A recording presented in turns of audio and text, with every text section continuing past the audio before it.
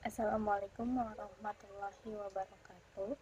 Selamat pagi semuanya. Perkenalkan, nama saya Intan Gandari dari Prodi Sistem Informasi dengan NIM 245600007 dengan dosen pengajar Bapak Spencer. Baik, di sini saya akan menjelaskan materi tentang kelompok 3. Apa itu Pancasila dalam konteks sejarah perjuangan bangsa Indonesia? Jadi, Pancasila adalah dasar negara Indonesia yang digali dari nilai-nilai luhur budaya dan sejarah bangsa. Lahir dari proses panjang perjuangan kemerdekaan sebagai kekristalisasi dari cita-cita bangsa Indonesia yang merdeka, bersatu, berdaulat, adil, dan makmur. Asal usul dan latar belakang histori Pancasila. Masa per kemerdekaan, nilai-nilai Pancasila sudah hidup dalam masyarakat Nusantara atau bisa disebut gotong royong, toleransi, dan juga musyawarah. Dalam kerajaan seperti Majapahit dan Sriwijaya terdapat nilai-nilai persatuan dan keberagamaan.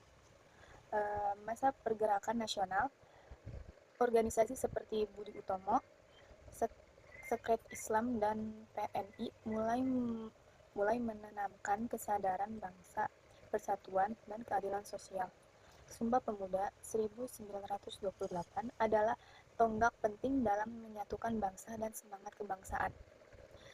Perumusan Pancasila. Pada sidang BPU PKI 29 Mei 1 Juni 1945, Soekarno mengusulkan dasar negara dalam pidatonya pada 1 Juni yang kemudian dikenal sebagai Hari Lahir Pancasila.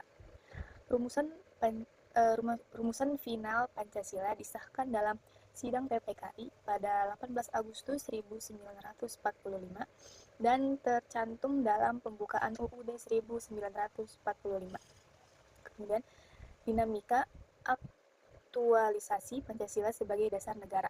Aktualisasi Pancasila berarti penerapan nilai-nilai Pancasila dalam kehidupan berbangsa dan bernegara secara nyata dan kontekstual sesuai dengan perkembangan zaman.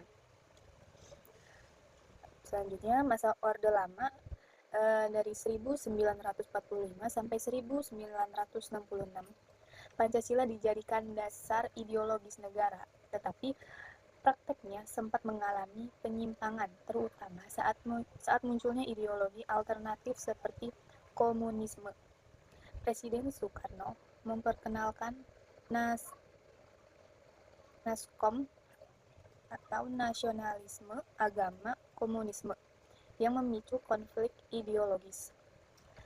Selanjutnya, masa Orde Baru 1966 sampai 1999. Pemerintahan Soekarno menekankan penataran P4 atau yaitu pedoman penghayatan dan pengalaman Pancasila. Pancasila dijadikan ideologi tunggal, semua organisasi harus berdasarkan Pancasila, namun cenderung digunakan sebagai alat politik kekuasaan. Banyak terjadi penyimpangan dari nilai-nilai sejati Pancasila, yaitu korupsi dan otoritarisme. Selanjutnya, masa reformasi 1998 sampai dengan sekarang. Terjadi demokratisasi dan keterbukaan. Pancasila mulai direvitalisasi dan ditekankan kembali sebagai panduan moral dan etika publik. Tantangan akulturasi itu globalisasi, disintegrasi, ideologi, serta lemahnya kesadaran ideologis. Selanjutnya, dinamika pelaksanaan UUD 1945.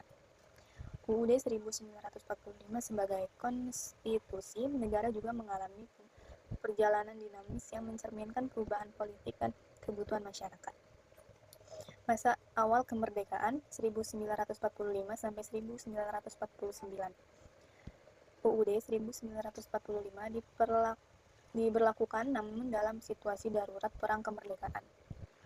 Lanjut, masa Republik Indonesia Serikat atau RIS 1949 sampai 1950. UUD 1945 diganti dengan Konstitusi RIS.